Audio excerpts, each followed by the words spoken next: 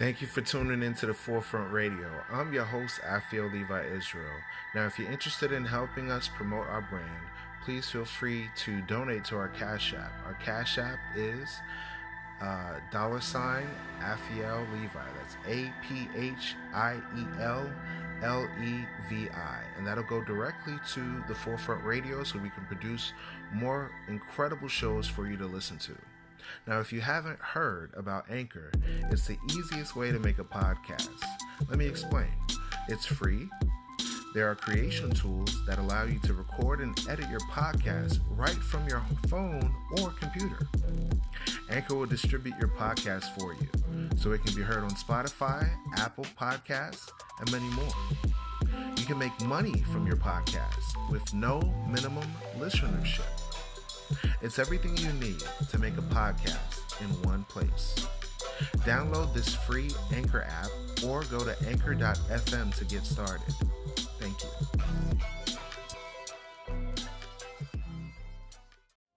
Tune in to the Forefront Radio, www.anchor.fm/the forefront. Listen every week on Spotify, on iHeartRadio, and many other platforms.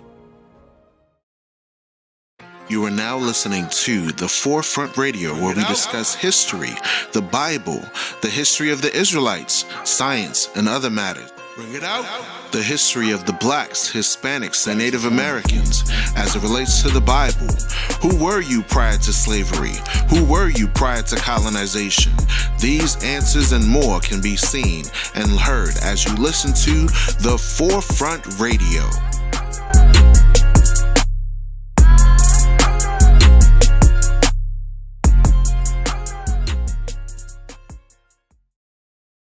You are listening to the Forefront Radio. I'm your host, Afiel Levi. We're going to have a discussion with Woke by Accident podcast on a particular subject, so stay tuned and we will be back in a moment.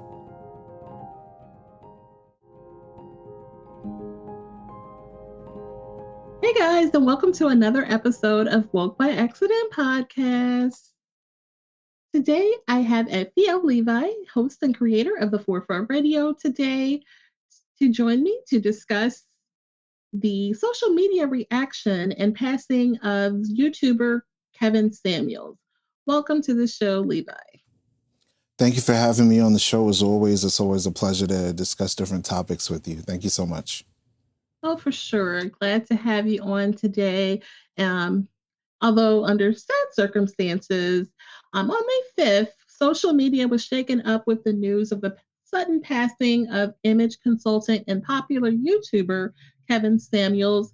His YouTube videos had more than 1.4 million subscribers, discussing topics that included dating and relationships.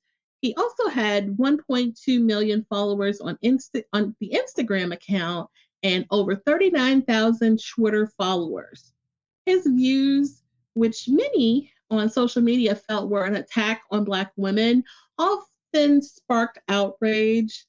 And recently, he had received a lot of attention for a video where he labeled a woman who was over 35 and unmarried as leftovers.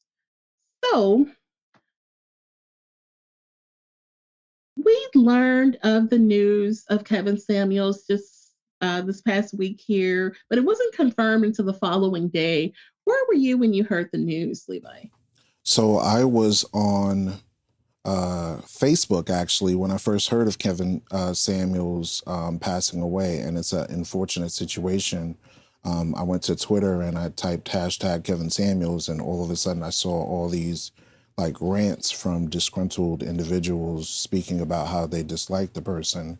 And I found it remarkable because, you know, a lot of times you'll find rappers and musicians and people that say really harmful stuff to our community, especially to our women, you know, label them bees and hoes and all of that stuff. And there's no comment when they pass away. They just get a RIP and a check mark and that's it. But with this guy, it's like totally different because he was actually trying to help the community to change and stuff. So what I saw was like really disconcerting, you know, to find out that this man passed away.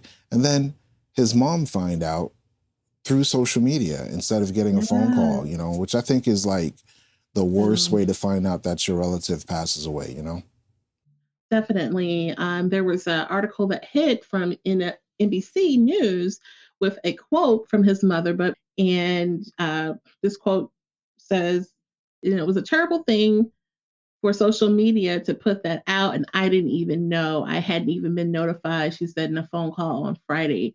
All I'm requesting is that people pray for us. So, yeah, that's got to be a very disturbing factor for the family, and our condolences are extended to the Kevin Samuels family and friends for their loss. But yeah, I mean, definitely the social media reaction, you can't help but, you know, notice how there was an overwhelmingly negative response to the news. And, while his content, was definitely racy or offensive to many, to celebrate someone's death is not necessarily the way you would think that people will respond, you know? Right, exactly. And the Bible even talks about that, about how one can have negative reactions and not to condone certain things of people that mock when a person passed away. If you look at some of our political and religious figures of the past during the time of Nat Turner, a lot of black folks didn't want the ruckus of man trying to fight for something, fighting for a particular cause. When you look at MLK, a lot of people did not like MLK when he first came on the scene. Everybody like you now after you die, but when you were alive and you were trying to create some sort of substantial change in a community, people were like, no, this guy's messing stuff up for black folk. Oh no, they chasing after us. You Yeah, they can't. called him an agitator. You know what I mean? Right. That's Other side. exactly. Yeah. Agitate. Oh, I'm agitating. Sometimes you need agitation. Sometimes you need those that's going to shake up the pot and get you in the right direction. And when you look at Kevin Samuels and some of the topics he was talking about, black marriage, high divorce rates, serial dating going on in the black community, certain individuals having irresponsible expectations like, oh, I make such and such amount of money, so I want a guy that makes this, when in reality, See, it's not, it's just a pipe dream. You know what I mean? So, well, and some of those things are subjective, mhm, and those are some of the things that a lot of people labeled his content as toxic or triggering, even because a lot of times he would say, "Oh, what's your dress size?" And so it's like, okay, just because someone is heavy, does that mean that they're going to be alone forever? No, that's not the case. But he would never say that. right. That was his content. So. Yeah, and that's the thing with it being his show, he could kind of guide the course of what he wanted to talk about and keep it filtered to how he viewed things, which is important when you're a host of a particular show and you invite guests to come on the show. You want to like direct them into the area that you want to focus on, which is his particular niche. He did state that he was an Right. image consultant, and image is very important.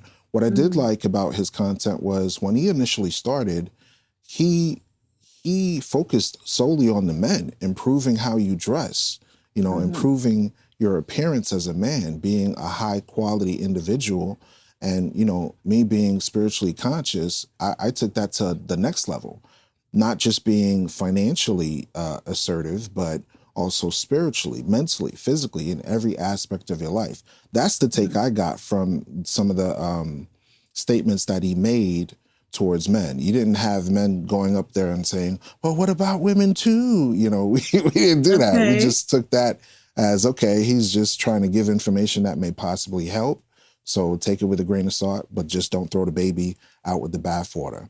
One of the things I did want to mention was the negativity of his death. There's a few Bible verses that touches on this. In Proverbs chapter 24, verse 17, it states this: Rejoice not when thy enemy falleth, and let not thy heart be glad when he stumbleth. So a lot of people were rejoicing, and the Bible actually says to do the opposite of that. Okay? Ecclesiasticus chapter 8, verse 6 and 7 says this: Dishonor not a man in his old age, for even some of us wax old. So what is that saying? This was an elderly man going into his 50s and 60s, right? And as he got old, many people don't realize we all get to that point where we get older and we have some sort of health issues or health concerns. You know, he previously stated on one of his episodes that he did battle with cancer. I'm not sure what specific type, but some of those things could lead to, you know, having further issues down the line, you know, especially when you have treatments that can affect your lungs, your heart, your kidneys. You know, some of these medicines that they give are really strong and potent substances. And then the next verse I wanted to touch on was verse 7. It says this, and this is very important. Rejoice not over thy greatest enemy being dead. Listen to the Bible, what it's saying. Rejoice not over thy greatest enemy being dead, but remember that we all die. So that's something significant for me, because I see that you have a man that was trying to create change in his community. And sometimes you have to shake the tree in order to knock out the bad fruit and get the good fruit that you want. But the fact that people were rejoicing at his death and not keeping in mind, hold up, we all die. So what legacy will you leave behind once you leave the earth? You see what I'm saying? That's true. That's a good point. That's a good point. Yeah, and regardless of what his content was, you know, his message, he definitely had a following and supporters. You know, he even, you know, he let people know this is a business. You can book a private session with me. So he, you know, had offline sessions with people too. It would be interesting to hear from some of those people as this develops further on what those were like, you know, working with him on a one-on-one type of scenario. And, you know, we definitely have a lot of interviews to look to for those moments of where he talked about himself, the Breakfast Club interview, the Joe Budden interview. There's a lot of good one-on-ones that he had that kind of let you know who he was as a person. Tune in to the Forefront Radio, www.anchor.fm/the forefront. Listen every week on Spotify, on iHeartRadio, and many other platforms. Yeah, definitely. He had a lot of good content. I did see, I did recall watching one of his episodes with, what was it? Joe Budden. Yes. And that was a really interesting discussion. Also, there's another YouTuber called Mediocre Tutorials and Reviews who has good social media contact.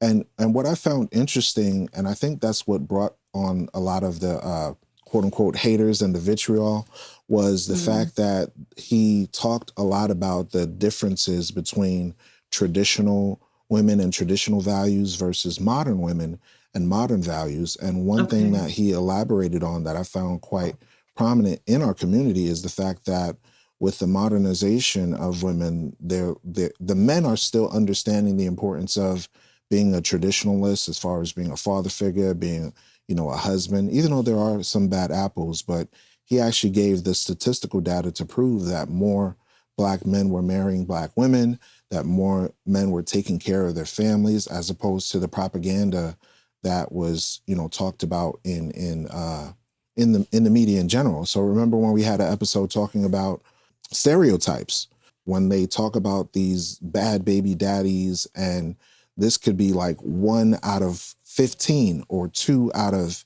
30, you know, but they focus on the 2 as opposed to the rest of the 28 that are being quality men.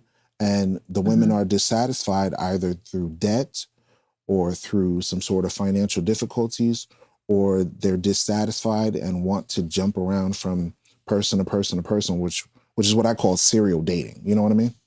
Okay. That leads us to, well, I mean, really, any other thoughts on the content?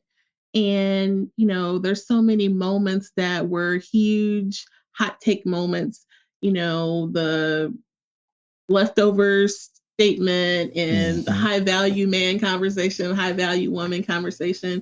What were some of the memorable moments from his content that you kind of recall? The thing that I remember the most was that initial video that made him go viral. The woman that was saying she was a PhD, and not only that one, but the other Okay. video that he had with the woman that started it all. I guess it was called the Average at Best clip, where the Yes. woman came on very braggadocious, coming on the show, not really paying attention to what the topic of the show actually was, which was funny to I me remember because that. it's like coming on Oprah or something, and the topic is about finding solutions to the community, and someone comes on and says, "Hey, I'm looking for a spouse. What do I do?" Or wasn't it like disagreement night or Yeah, that's what it something? was Yeah, exactly. 'cause I rewatched that one recently because that was like one of the big videos Hmm. that really had high numbers and everything. And it's so funny. You know, I thought she was very calm Hmm. the whole time, but I think it was just like, well, like almost like a just a lackadaisical type of Yeah. attitude. Maybe that's what it was because she didn't really even get mad, even when he started going in. It's just Mhm. like, hey, you're being roasted right now. Yeah, on the onset, it looked like that, but when you look at her eyes, it was like that kind of slick, stoic, kind of You nonsensical kind of. think? Yeah, Okay. she was like, "Oh, I make six figures, and I need a guy that makes that." And it was like, okay, what about the percentage of men that aren't making six figures? And then he was asking validating questions like, are you in an area that has a lot of men making this money? What efforts are you making to, obtain these type of men that you're looking for, And then when she Yeah. was starting to get braggadocious, he was like, hold up, wait, sis, you're average. Just chill out now. Don't get the big See, head. I don't know if that was warranted because she was calm and, Mhm. speaking with him, like, God, did she deserve that rip? But I mean, Mhm. that's what he did. He put it in your face. That Right. was his I style. like that though. Sometimes with black folk, you got to be raw and direct. Sometimes you Okay. can't be like colloquial or like, hey, let me try to, sugarcoat it for you. Sometimes you just got to tell it like it is. I'll give an example of that. There was an episode or a clip that I watched. I can't remember the whole clip, but there was this woman that came on, right? And he was asking the question about like her marital status and stuff like that. And when she asked, when she said to him, "Oh, I had got divorced, but I'm looking for a new spouse. I'm trying to do this." And then he asked the question, "Who filed for divorce?" And she was Oh, like, I "Oh, saw that it was a one. disagreement, and we didn't kind of get on one accord." And he was like, "Who filed for divorce?" And she was like, "Well, she was doing somersaults, backflips, catapulting from the cannonball. When you go into the pool and you jumping up in the air, you getting dipping in the. She was doing all of that. Okay. He Yeah. asked her like 8 times, almost damn near 10 times, who filed for divorce? And she finally capitulated and was like, I filed for divorce. So he's like, you see that? You see that, folks? You see that? You got a good man. You had a good Was man it good though? and you left him. You had a man. You have people that are single for years that want to get married. But you, on the other hand, you had a husband and you threw him in the box like he was a turd. That was the thing that really I paid attention to, because a lot of times Mhm. we don't discuss in the black community who really initiates a lot of these divorces. And many Okay. times it's not the man doing infidelity. It's not the man beating up on her. It ain't the man doing anything. The woman is dissatisfied for whatever illusory purpose that she has in her mind. She says, I'm not happy. I'm not. And then the guy asks, am I beating on you? She's like, no. Am I mistreating you? She's like, no. So what the hell are you cheating on me for? Why are you trying to break up the relationship? Why are you, we got 5 kids together. What's wrong with you? Stuff like that. So those Yeah. type of topics don't get addressed in the black community, especially with a large media presence that we have with like musicians, Mhm. artists, lawyers. We talk about everything except for the opposite gender. We talk about men ain't sugar honey iced tea.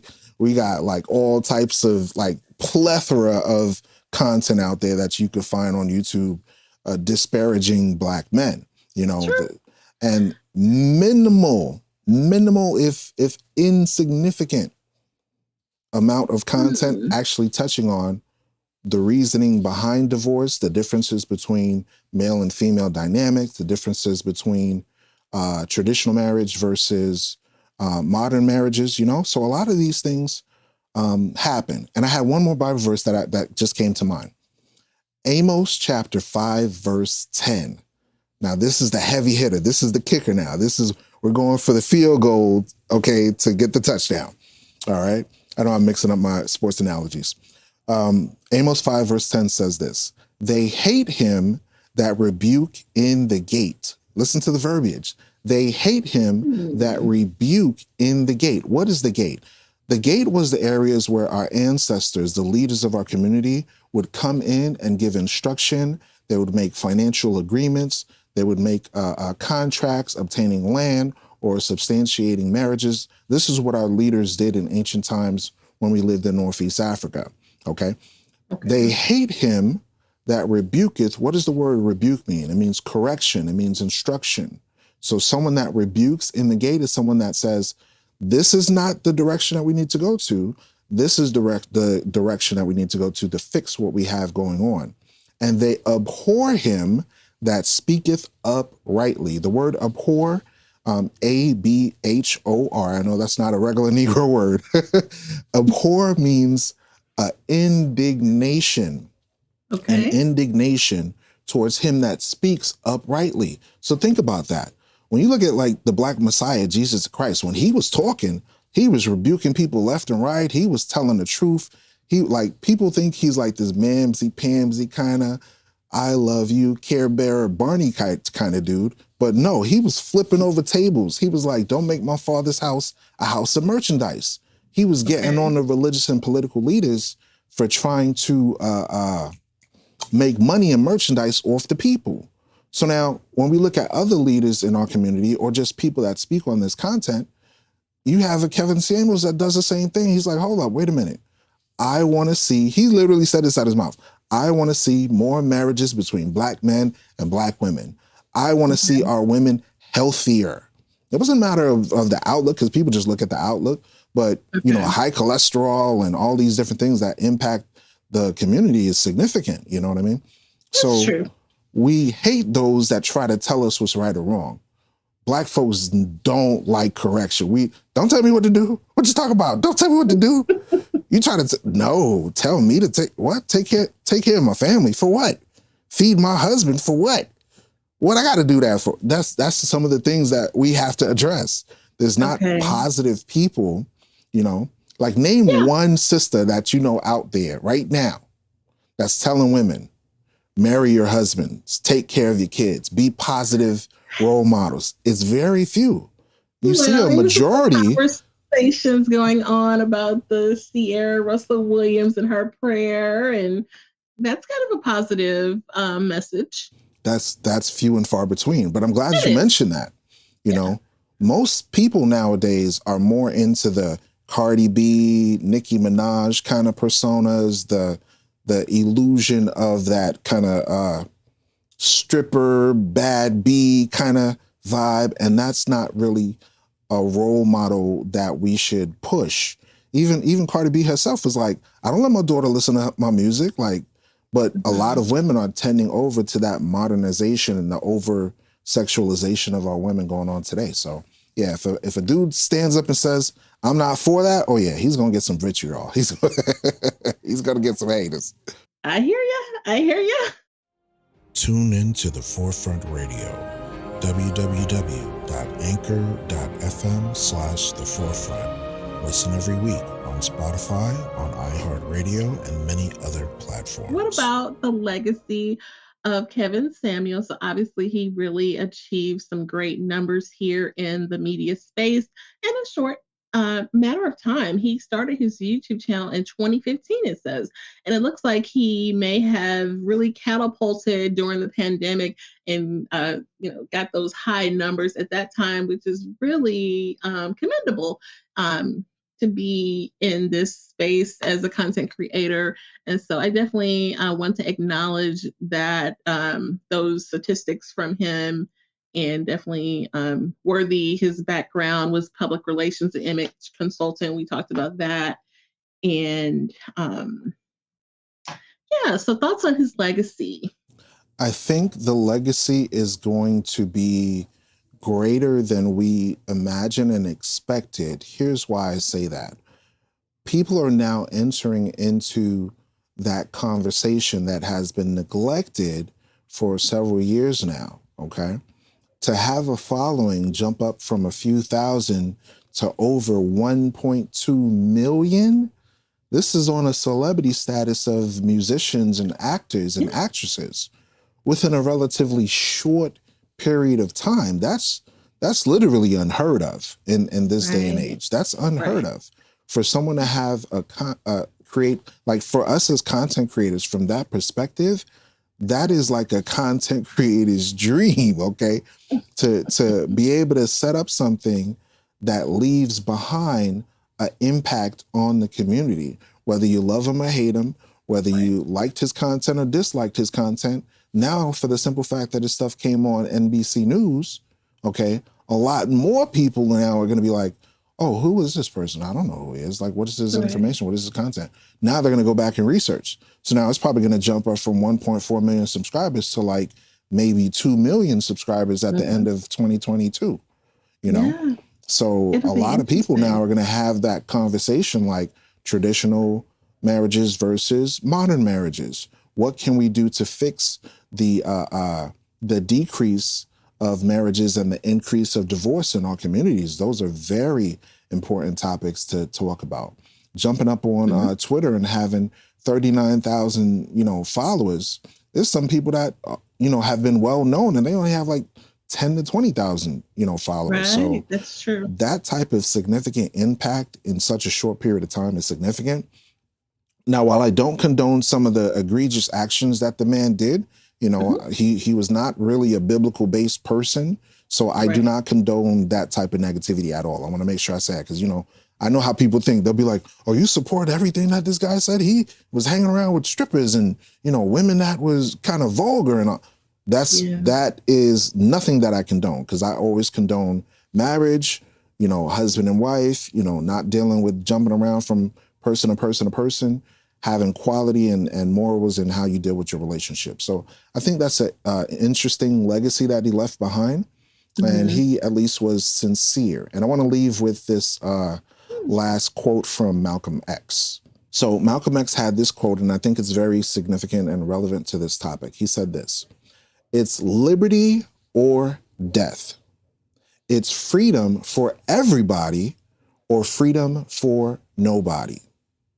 I want to be remembered. I want to be remembered as someone who is sincere.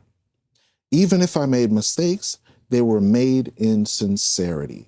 So that's what I would say, similar to the Kevin Samuels situation.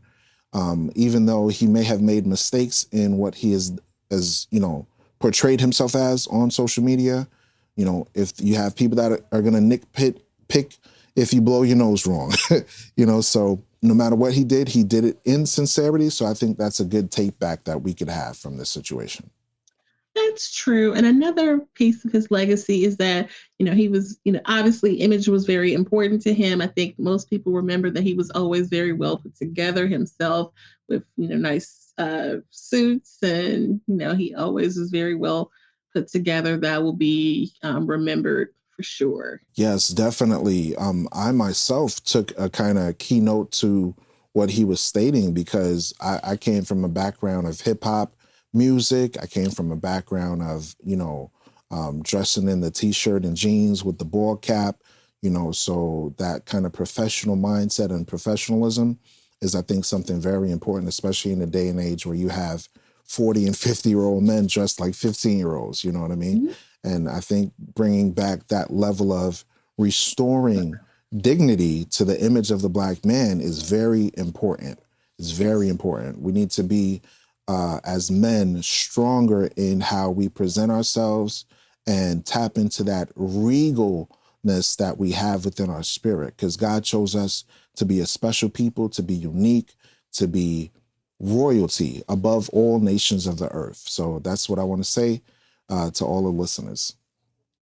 Yes, thank you for sharing that. And as we wrap up, please let our viewers know how they can reach out to you and find your content. Definitely. I am Afia Levi, the host of The Forefront Radio. We ask the vital questions. Who were you prior to slavery? Who were you colonization? You're not Black, you're not Hispanic, you're not Latino. According to history and according to the Bible, you are the lost tribes, the 12 tribes of Israel: Judah, Benjamin, Levi, Naphtali, Gad, Asher, Issachar, and various other tribes that have been scattered through slavery. So this is some of the subjects that we talk about on our show. I invite many different people in the Black community to give solutions. I've had authors that came in and talked about life trials and how to overcome it.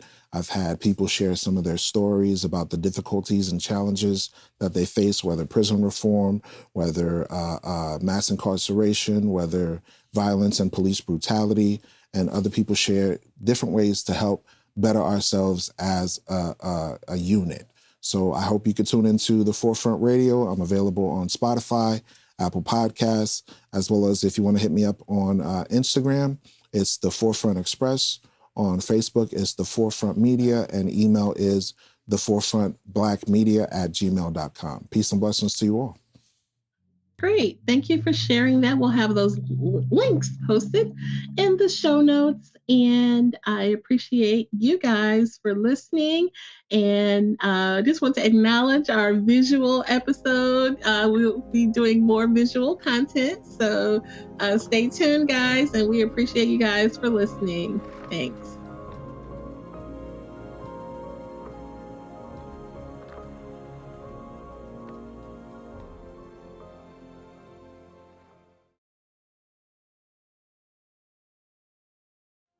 Tune in to The Forefront Radio, www.anchor.fm/theforefront. Listen every week on Spotify, on iHeartRadio, and many other platforms.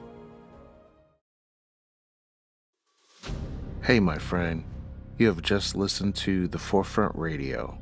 Please leave your comment and input about the show, what you like about the show, as well as any general feedback on ways to improve. We need your help to acquire new equipment to implement studio quality video and audio to our friends. Contribute as little as $4.99. It's only worth a cup of coffee. Then we can produce documentaries, more episodes, and great info for the diaspora. Go to Cash App and enter APHIELLEVI to donate to The Forefront Radio to cover our advertising costs and reach more people. Catch our next episode on YouTube, Facebook, Spotify, anchor.fm/The Forefront. Always remember, the truth shall liberate the mind. Peace to the heirs of promise and the heritage of the scattered 12 tribes.